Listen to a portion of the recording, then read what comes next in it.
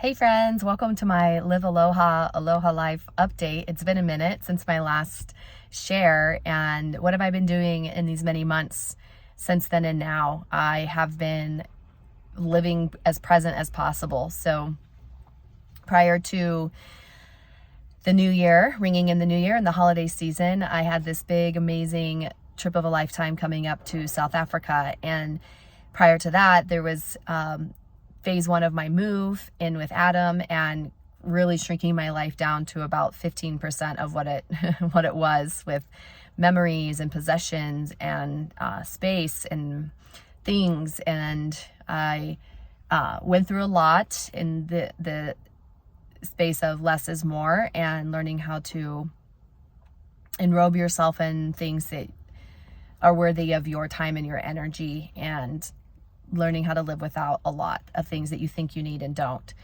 So I'm still unpacking all of that and settling into, now I'm on the other side of the trip, which is a whole separate blog that I need to need to create, and I'm still unpacking and digesting that experience. And while I was getting to my last few days of our time in Mozambique, I could feel, okay, Maui is calling to me again. But prior to leaving, I just sort of had to put everything on hold. There was a lot of frustration happening around trying to find a place to live. At the same time, also a lot of opportunities, people who know people. As I share my story, I get to meet more and more people that have a connection to the islands, and that's been lovely to know that I'm maybe building a community before I even get there. But I had to just kind of press pause to thinking about the planning, and which I'm really grateful for, because it allowed me to drop into time with my family before the trip itself. And now coming back, I can feel the island is like, okay, we're ready for you. But I'm also realizing that the island has its own timeline. So while I thought I was going to be making this trip in January, I have just started to realize that it's going to happen when it's going to happen.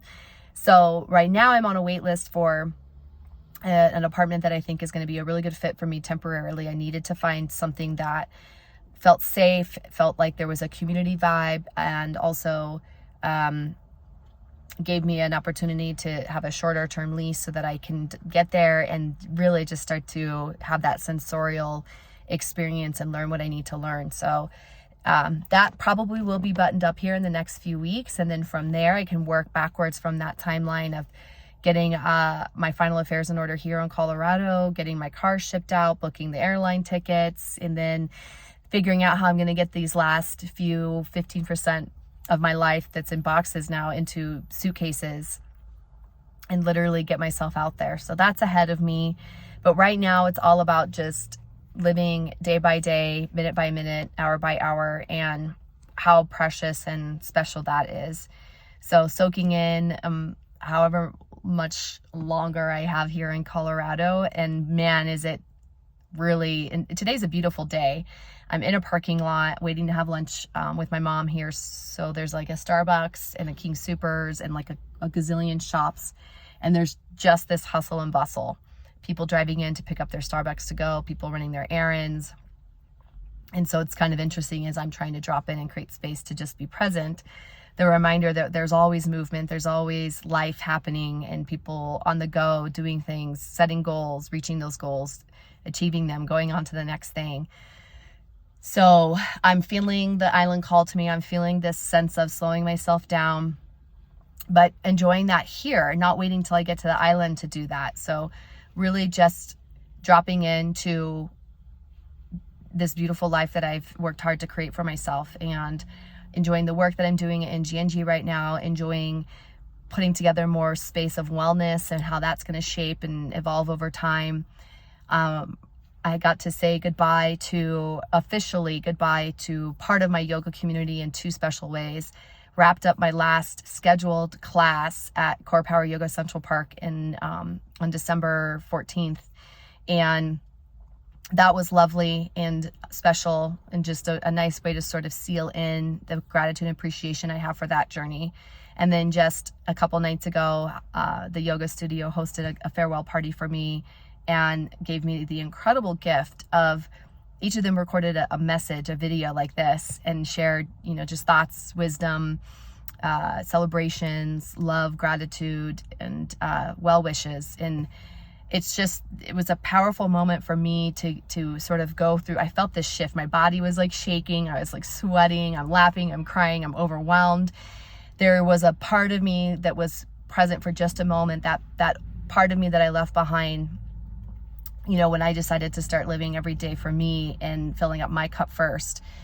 I left a part of me behind that used to be that I don't deserve this. It was even hard when people would write really nice messages and cards for me for a birthday or a thank you card.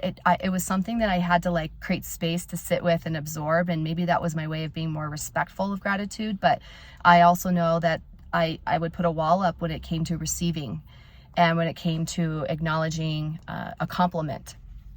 And so I was really proud to say that I received all your messages, all your love, all your gratitude, all the recognition, and I want to give it back to you all.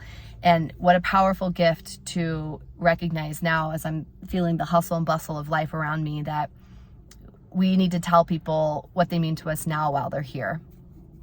So I'm taking that with me right now.